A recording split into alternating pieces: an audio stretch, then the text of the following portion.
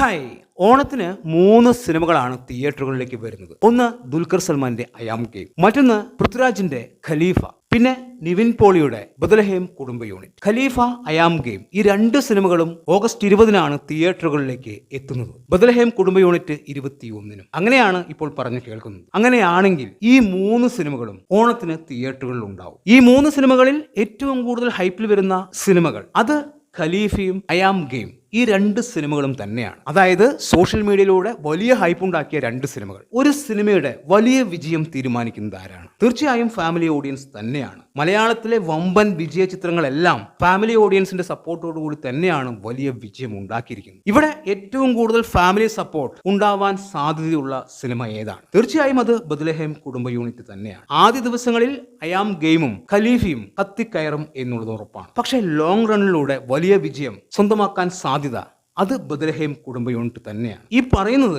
ഈ 3 സിനിമകൾക്കും പോസിറ്റീവ് വന്നാലുള്ള ഒരു അവസ്ഥയാണ് പറയുന്നത്. അതായത് 3 സിനിമകൾക്കും പോസിറ്റീവ് വന്നു എന്ന് വിചാരിക്കുക, ഈ 3 സിനിമകൾക്കും അർഹിക്കുന്ന കളക്ഷൻ കിട്ടില്ല എന്നുള്ളത് സത്യമായിട്ടുള്ള കാര്യമാണ്. യുവാക്കൾ ഖലീഫയ്ക്കും അയാം ഗെയിമിലേക്കും അടിച്ചു കയറും. പക്ഷെ ഫാമിലി ഓഡിയൻസ് കയറാൻ പോകുന്നത് ബദലഹേം കുടുംബ യൂണിറ്റ് തന്നെയാണ്.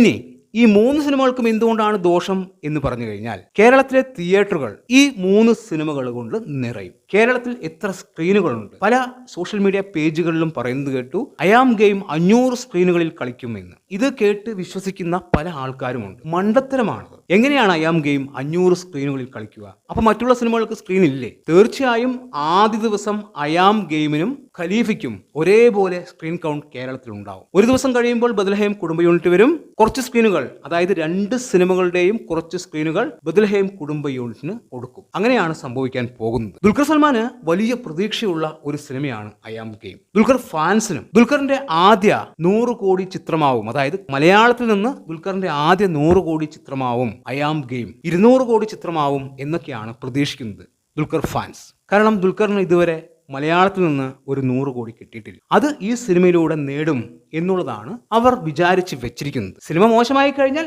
ആ ഭാഗത്തേക്ക് ചിന്തിക്കേണ്ട. പക്ഷെ മികച്ചതായി കഴിഞ്ഞാൽ മറ്റുള്ള സിനിമകൾ ആവറേജിൽ ഒതുങ്ങണം എന്നുള്ളതാണ് ഈ നേട്ടം കൈവരിക്കണമെങ്കിൽ. ദുൽഖറിന്റെ സിനിമയും മികച്ചതാണ്, മറ്റുള്ള സിനിമകളും മികച്ചതാണ് എങ്കിൽ സ്വാഭാവികമായിട്ടും എല്ലാ സിനിമകൾക്കും പ്രേക്ഷകർ അടിച്ചു കയറും.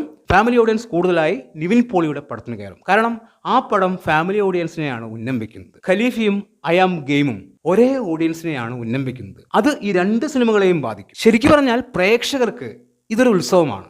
ഓണത്തിന് എല്ലാ സിനിമകളും ഒരുമിച്ച് വരിക എന്നുള്ളത് ഒരു ഉത്സവമാണ്, വെക്കേഷൻ ആഘോഷിക്കാം. പക്ഷെ സിനിമകളെ സംബന്ധിച്ച് അത് വലിയ ദോഷമാണ്. അർഹിച്ച കളക്ഷൻ സിനിമകൾക്ക് ലഭിക്കാതാവും എന്നുള്ളതാണ്. ഈ സിനിമകൾക്ക് മുൻപ് വേറെയും ഒരുപാട് സിനിമകൾ വരുന്നുണ്ട്. ഇപ്പോ തുടക്കം എന്ന സിനിമ വരുന്നുണ്ട്, മോഹൻലാലിന്റെ മകൾ നായികയാവുന്ന സിനിമ.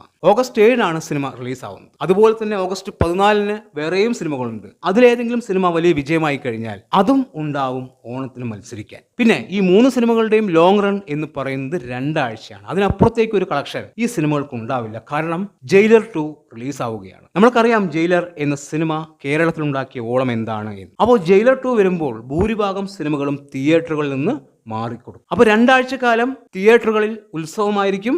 അതിൽ ഏത് സിനിമ തിയേറ്ററുകളെ പൂരപ്പറമ്പാക്കും എന്ന് നമ്മൾക്ക് കണ്ടു തന്നെ അറിയണം. എന്തായാലും ഇനിഷ്യൽ കളക്ഷനിൽ ദുൽഖറിന്റെയും പൃഥ്വിരാജിന്റെയും സിനിമ വളരെ മുന്നിലാവും എന്നുള്ളത് സത്യമായിട്ടുള്ള കാര്യമാണ്. പക്ഷേ ലോങ് റൺ അത് ബദലഹേം കുടുംബ യൂണിറ്റിനാവും എന്നുള്ളത് തന്നെയാണ്. എന്താണ് നിങ്ങളുടെ അഭിപ്രായം എന്ന് കമന്റ് ബോക്സിൽ കമന്റ് ചെയ്യുക. വീഡിയോ ഇഷ്ടമായാൽ ചാനൽ സബ്സ്ക്രൈബ് ചെയ്യുക. പുതിയൊരു വീഡിയോയുമായി കാണുന്നതൊരു ബൈ.